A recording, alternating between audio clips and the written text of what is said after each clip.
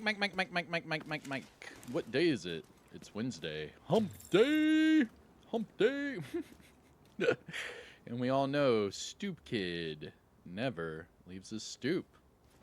What's going on, YouTube? Kamikazevondoom here with another Division 2 video, and I'm just checking in on you.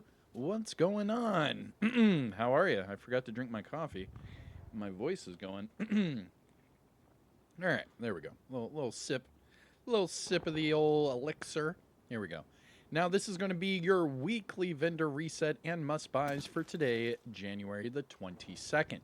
Now, this is for Cassie, Mendoza, and Danny Weaver. But before we get to both of those secret vendors, we have to find their location. And the only way to find their location is to find the snitch.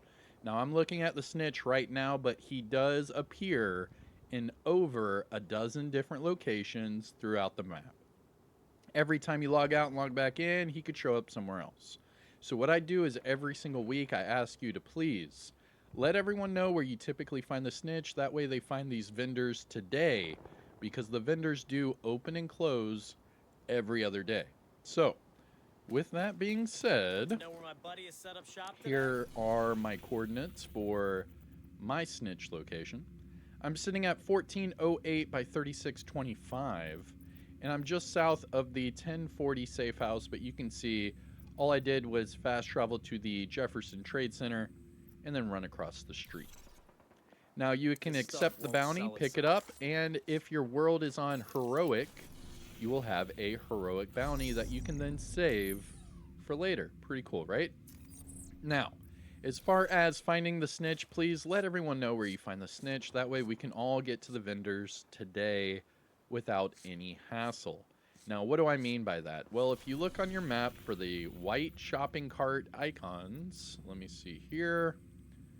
Where's my shopping carts? There we go. So here's Danny Weaver in Southwest, and you can see in the top left of your screen that he closes in 18 hours. So again, these do open and close every other day. And here's Cassie Mendoza, booyah, in Foggy Bottom. So we'll do Cassie Mendoza first, and then we'll jump back over to Danny Weaver, because Danny Weaver, those are just textile, caches that you can pick up. So we'll look at those at the end, but I am more interested in what kind of inventory Cassie Mendoza has, because sometimes she has some really good items. But other times it's just a copy and paste of what we see during the normal weekly vendor reset. But let's see. And then hopefully, fingers crossed, we get a few exotics from Danny Weaver this week as well. Now, another thing to note for this location, okay? Now, this is the location in Foggy Bottom. The GPS is broken, just so you know. It goes to the left and then goes down the street. You're looking for this green door over here, okay? The green door. You're not looking to go down the street or anything. Oh, got some enemies right here. There we go. Nothing too crazy. Uh-oh. Uh-oh, they're all reanimated. Oh, no! Now, another cool thing about this is that it's a safe area. So if I were to just run down there, it's okay because I'm in a safe area. Now, again, you can see the GPS. It's going down here to the street. It is broken for this location. Just look for the green door, and you're good to go. This is the only location. That's why I keep saying that the GPS is broken, because there's only one way in and out of here. Now, there is a broken... there is a hole in the wall over here for Cassie Mendoza. And if you've never been here before, there is a side mission right here for Jane Applegate. Okay. But it's all about Cassie Mendoza, so timestamp it. Do whatever you need to. Here we go. Cassie. Always a pleasure, All right. Agent. And starting out at the top, we have the named items, and this does come with another disclaimer. If you are new or returning to the game, you might not see these bottom two named items. The Shield Splinter and the Hunter Killer both have to be unlocked before Cassie will sell it. Now, for the Shield Splinter, to unlock this, you need to hunt down and eliminate all of the Year 1 Hunters and open up the Ivory chest that is in the base of Ops. Once you do that, you'll have this weapon, and then she will sell it every week with different roles. Same logic applies here for the Hunter-Killer chess piece, but this one is locked behind Warlords of New York. So you have to hunt down and eliminate all of the Year 2 hunters, and then open up the off-white chest that is in the Haven settlement in New York City. Once you do that, you'll receive this chess piece, and then she will sell it every week thereafter. And that's how you get these bottom 2 named items to show up. All right. Starting off at the top, we have the swap chain. This is the named MP7 with perfect unwavering, and this one with maxed out rate of fire. Not bad. Following that, we have the percussive maintenance. This is the named Alp Summit backpack with perfect tech support, and this one with repair skills and headshot. You could go repair skills and skill damage if you wanted to. Just take out the headshot, put skill damage, and then have like a healing, I don't know, like a chem launcher heal, and then some sort of like damaging skill. I mean, that could work, but it's not my favorite backpack. I wouldn't recommend it. Following that, we have the shield splinter. I already told you how to unlock it. Now, this is the named F2000 with perfect optimist, and this one with swap speed. But the attributes are high enough to where you could just change the swap speed for damage to targets at a cover, and you're good to go. And then finally, for the named items, we have the Hunter Killer chess piece. This is the named Going Gear chess with perfect intimidate, and this one with max explosive resistance and headshot damage. I'm not a big fan of explosive resistance, especially on this item, so I would change that one off for, like, say, armor regeneration, something like that, and you're good to go. Now, moving on to the gear set items, we have a hardwired backpack with skill haste, True Patriot chess piece with crit damage. I mean, this one's not bad. I like it.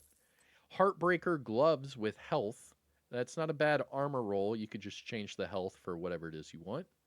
Aces and Eights knee pads with skill haste. Eclipse Protocol holster with headshot damage. And finally, a True Patriot mask with explosive resistance. Now, looking at the high-end items, we have a M249 Bravo with max damage targets at a cover, headshot, and perpetuation. An SR1 with max damage to armor and behind you. Not bad with the damage to armor, just change behind you to determined. If it's not damage to targets at a cover, your next best bet would be damage to armor. Following that, we have a Legatus backpack with headshot, armor regen, and tech support. I do like the headshot and armor regen part, but that tech support, no bueno. I'd probably take that one off and go like Adrenaline Rush, something like that. And then finally, for the high-end items, we have a Brazos pair of knee pads with weapon handling and crit chance. You could easily make this double crit. Remember, putting this with the Picaros would give you that +1 skill tier, and putting this with Picaros and the Ninja Bike would give you 50% more magazine size. Looking at the mods, we have skill duration 8.9 and a drone scan range of 8.8. Now, must-buys, things to look for from Cassie Mendoza. The shield splinter is really not that bad. Decent rolls, just change the swap speed to damage targets at a cover. The True Patriot chess piece is not bad. You could make it a weapon damage core or keep it how it is. The Heartbreaker gloves are pretty decent. Just change the health off for either armor regeneration, crit chance, hazard, what have you with your Heartbreaker. And for the high-end items, I mean, the SR1's not bad with that max damage to armor. I would just change the talent to determined. And then finally, the Brazos knee pads, you could make double crit. A good deal. All right, that is it for Cassie Mendoza. Let's go ahead and jump over to Danny Weaver. Now, Danny Weaver was way down here in the southwest. Best way is to fast travel to the Air and Space Museum. Here we go. Here we go. Here we go. And there we go. And then you just run across the street. And then we will get over to Danny Weaver in the basement. Now, just remember, there is a invisible wall here. It's right here. So this is your invisible wall. I mean, you can see it's on both sides, too. See? Just so you know. Now you know. All right, Danny is underneath us, so let's take the stairs. And here we go. So Danny Weaver, timestamp it, do whatever you need to, but here we go. Danny Weaver.